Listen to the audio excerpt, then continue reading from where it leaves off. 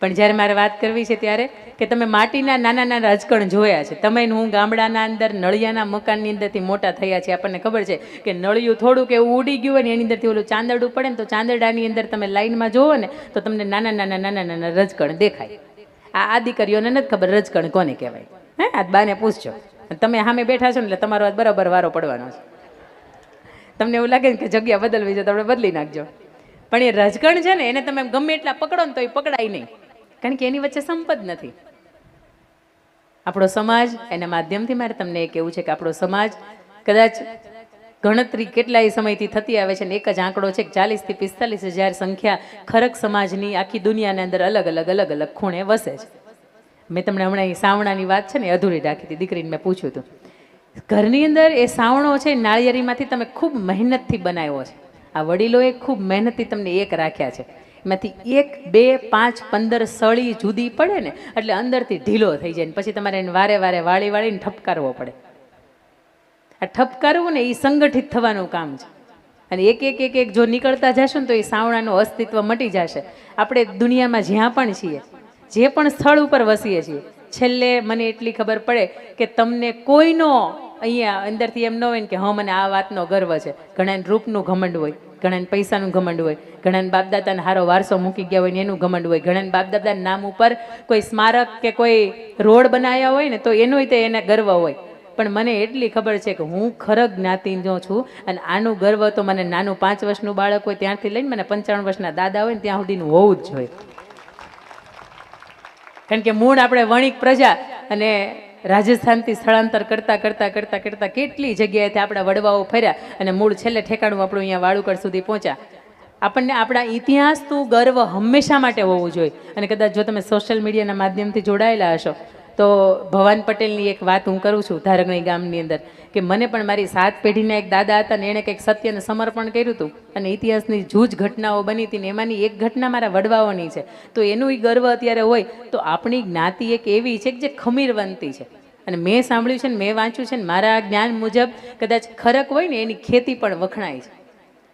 કણબી જોવા આવે કે ખરક કેવી રીતે ખેતી કરે છે. કણબીની જાત ગુજરાતની અંદર વિશ્વની અંદર ઘણી બધી છે, તેમ છતાંય તે ખરકનો જે ખેતી છે ને એ એની વખણાય છે. એની અંદર કંઈક તો એવી છે.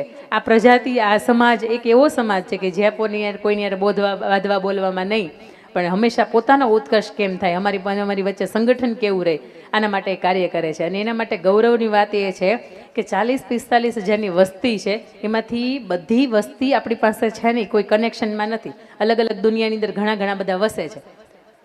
પણ ગર્વની વાત એ થાય કે જ્યારે આપણા ગામના કે આપણા સમાજના કોઈ ડેપ્યુટી કલેક્ટર હોય એ મામલતદાર ઉપર આવે, કોઈ કલેક્ટરની પોસ્ટ ઉપર આવે, કોઈ તલાટી મંત્રીમાં આવે, કોઈ વકીલની અંદર આવે, કોઈ સારો ડૉક્ટર બને, ત્યારે આપણને એમ થાય કે આપણે બીજે જાવ ને એમ કરતાં આપણો છે ને ત્યાં જવું સારું. પણ એ ક્યારે ખબર પડે? મેં હમણાં વાત કરી હતી ભાઈ એમ જેમ કે પટેલિયા સરનેમ તો ઘણાયમાં આવે, સભાડિયા સરનેમ તો ઘણાયમાં આવે. એટલે આપણને ખબર ન પડે કે આપણો છે કે નહીં, પણ આપણે એને ઓળખવું હોય કે આપણો છે કે નહીં, તો એના માટે શું કરી શકાય? એટલે આ વડવાઓના આશીર્વાદથી આ આયોજક સમિતિએ ખૂબ સરસ મજાની એપ્લિકેશનનું લોન્ચિંગ પણ કર્યું છે. અને તમને એમ લાગે ને કે આ આપણા સમાજનો છે એટલે ચોક્કસ એને એપ્લિકેશનની અંદર જોડી દેજો. કારણ કે આ લોકોનો એપ્લિકેશનના માધ્યમથી એક જ ઉદ્દેશ છે કે આપણો પરિવાર છે ને એક જૂથ થાય, સંગઠિત થાય અને સંપિત થાય. વાત હું અહીંયા તમને કરું છું રજકણની, કે રજકણને તમે પકડી ન શકો કારણ કે એની વચ્ચે સંપ નથી. એ રજકણ છે ને એ તમને દેખાતું હોય, તમે દરવાજો બંધ કરી દો ને તમે 15 દિવસ ક્યાંક બહાર ફરવા માટે જતા રહ્યો અને પછી તમે ઘરે જાઓ ને તો તમે ચાલો ને તો પગલાં પડે. ત્યાં રજકણ જે ઉડતા હતા ને એનો સમૂહ ભેગો થયો, એની વચ્ચે સંપ થયો, એની વચ્ચે સંગઠન થયું, એટલે એમાંથી માટીનું સ્વરૂપ થયું. રજકણની વચ્ચે સંપ થયો તો એમાંથી આ માટી બની. માટીની વચ્ચે ને પાણીની વચ્ચે સંપ થાય ને એટલે એમાંથી ઢેફું બને. હા કે ના? વરસાદ વયો જાય એટલે તમે જોયું હશે કે 5 વીઘાનું જે ખેતર હોય ને એની અંદર આવડા મોટા ઢેફા થઈ ગયા હોય અને એ વાગે ખરા ને ઓય માન ઓય બાપા બોલાય છે. હા કે ના? બાપા તે દી ન યાદ આવે, બાપાને સારા કામ હોય ને તે દી યાદ કરવાના, હે ને? એ ઢેફાનું સર્જન થાય. એ ઢેફું, ઝીણી માટી, એમાં રેતી, આ બધાને બરાબરના એક શેપની અંદર, એક લંબચોરસ શેપની અંદર અગ્નિના ભઠ્ઠાની અંદર તપાવવામાં આવે ને ત્યારે એમાંથી ઈંટ બને.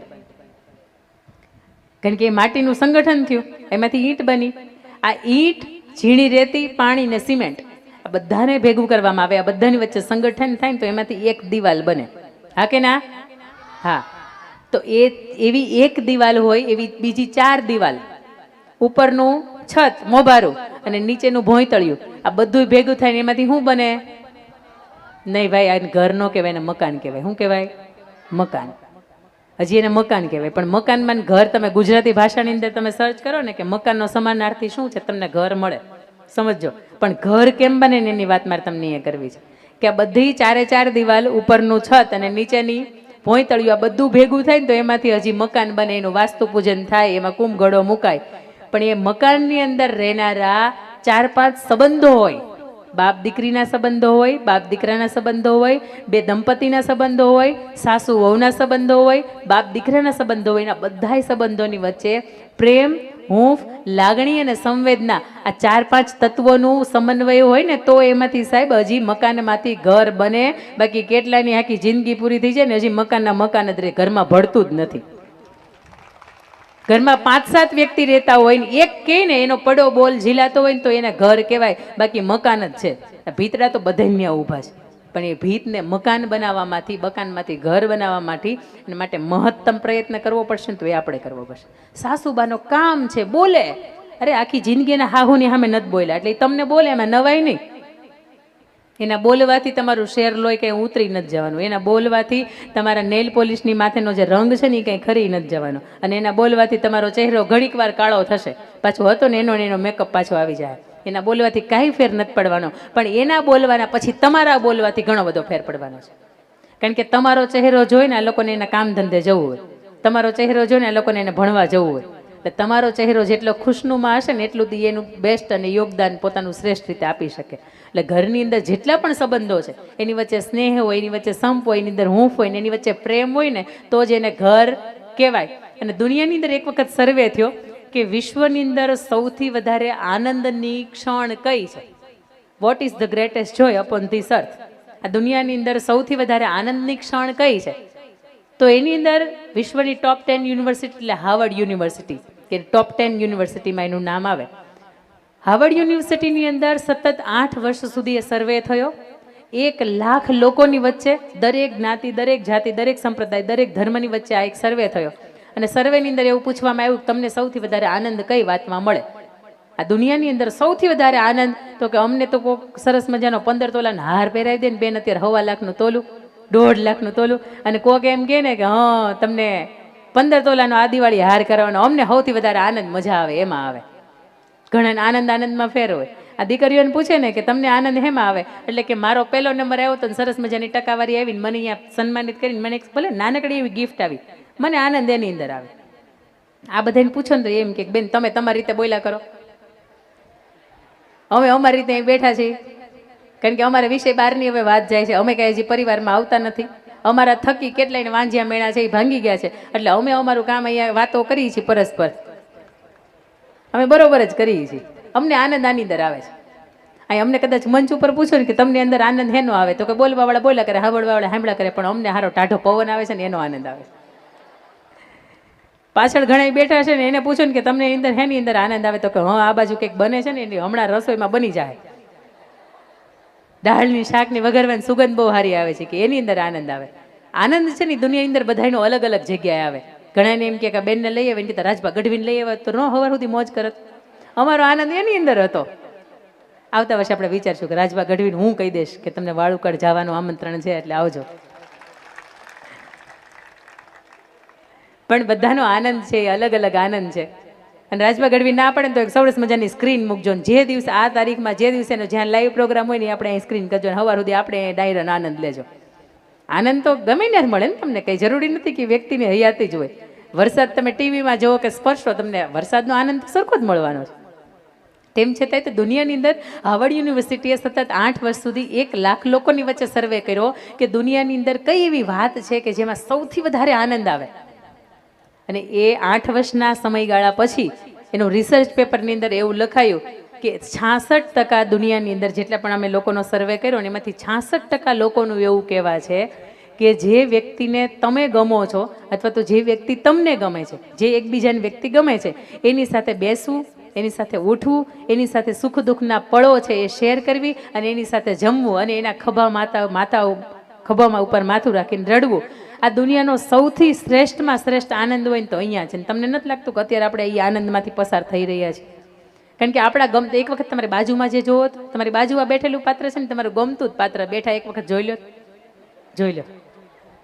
તમારું ગમતું પાત્ર ન બેઠું હોય તો તમે તમારી જગ્યા બદલી નાખો, એ મને ખબર છે ને કેટલા અહીંયા બદલી નાખી આગળથી, પણ છતાંય તમારું ગમતું પાત્ર બાજુમાં છે, તમારું ગમતું વ્યક્તિ તમારે આંગણે અત્યારે આવ્યું છે, તમારું મહેમાન બન્યું છે, તો એ વ્યક્તિને જોઈને તમને અને એ વ્યક્તિને તમને જોઈને એકબીજાને આનંદ આવતો હોય, એની સાથે તમે બેસી ઉઠી શકતા હોય, એની સાથે તમે જમી શકતા હોય અને એની સાથે તમે સુખ દુઃખની વાતો શેર કરી શકતા હોય, તો આનાથી મોટો આનંદ આ દુનિયાના કોઈ જગતના ચોકની અંદર નથી. હવે વાત પરિવાર ઉત્કર્ષની મારે કરવી છે, ત્યારે બીજી પરિવારની મારે તમને વાત કરવી છે કે વર્ષો અગાઉ એક સંત રાબિયાજી નામના એક સંત હતા. એ ગામની બહાર એક ઝૂંપડીની અંદર રહે અને જે તે સમયે અંધારિયો યુગ, લાઇટની વ્યવસ્થા હતી ને, વીજળીની શોધ થઈ નહોતી અને કદાચ થઈ હશે તો એના સુધી પહોંચી નહોતી. એ સંત રાબિયાજી ખૂબ તાર્કિક વાતો કરે અને કોઈ પણ એક વાત કે ને એના બે અર્થ નીકળતા હોય, એના હારા. કોઈ પણ એક વાત કરે ને એના બે સરસ રીતે અર્થ સારા નીકળતા હોય. એક કાંકરા ઉપર તમે એમ કહો ને કે બે પક્ષીના નિશાન થયા, એની જેમ એ સંત રાબિયાજી એક વખત અંધારામાં મશાલ પકડીને આમ કંઈક શોધતા હતા. એટલે 5-7 યુવાનો નીકળ્યા, ત્યારે એને પૂછ્યું કે શું શોધો છો? એટલે કે મારી કપડાં સીવવાની સોય છે ને અહીંયા પડી ગઈ છે, એને હું શોધું છું, જો મળી જાય તો. પણ એમની ઉંમર થઈ ગઈ એટલે એ દીકરાઓએ એવું કીધું કે અમે તમને મદદરૂપ થઈએ.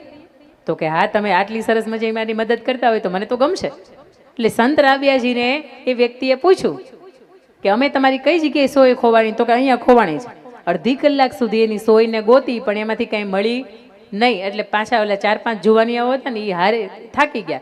એટલે એને એવું કીધું કે તમે એક્ઝેક્ટ કહી શકો કે અહીંયા આટલામાં જ ખોવાણી છે? એટલે સંત રાબિયાજી હતા ને માથું આમ ખંજવાળવા મળ્યા ને એવું કહેવા મળ્યા કે નહીં, સોય અહીંયા નથી ખોવાણી, સોય તો મારી ઝૂંપડીની અંદર ખોવાણી છે. એટલે પેલા જે 3-4 યુવાનો હતા ને એને તરત હૈસા ને એવું કીધું તમે તો મૂર્ખ કહેવાવ, તમારે ઝૂંપડીની અંદર તમારી જે સોય છે તમારી ઝૂંપડીની અંદર ખોવાણી છે, તો તમે અહીંયા શોધો છો તો શા માટે શોધો છો? અહીંયા ન મળે.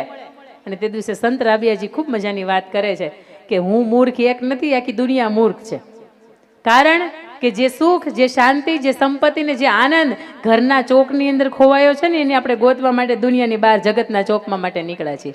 પણ સાચો આનંદ, સાચી શાંતિ, સાચી પરિવારની અંદર જે મજા છે ને એવી દુનિયામાં ક્યાંય મજા નથી. અને તમારે એનો અનુભવ કરવો હોય ને તો તમે જોજો, દિવસમાં 5 વખત તમે ઘરની બહાર આટો મારીને આવજો. ઘરે આવો ને તો એમ થાય કે હાશ અહીં મજા આવી. 15 દિવસ તમે ફરવા જાઓ, બહુ મોજ પડે, પણ 16મો દિવસ થાય એટલે ઘરનો ખૂણો યાદ આવે કે નહીં અહીંયા મજા છે. એ ભલે ગોદરું ફાટી ગયેલું હોય ને તો એ ગોદરા ઓઢીને હુવામાં મજા છે. એ થાળી ભલે તમે આમ મૂકો ને તો કડકડ થતી હોય ને આમ તમે ફેરવો ને તો 10 વખત ફરી જતી હોય, છતાં એ થાળી અંદર ખાવાની મજા છે. એ ભીંડાનું શાક બાએ ભલે બાળી નાખ્યું હોય પણ એ બાએ બનાવ્યું છે ને એ ખાવાની અંદર મજા છે. આ સુખ, જે શાંતિ, જે સ્નેહ, સંપત્તિ જે ઘરની અંદર ખોવાણી છે ને આપણે જગતના ચોકની અંદર નીકળ્યા છીએ ને એટલા માટે ત્યાં લાઇટ છે, ત્યાં ઝગમગાટ છે, પણ ત્યાં મજા નથી. સાચો શાંતિનો આનંદ છે ને એ અહીંયા છે.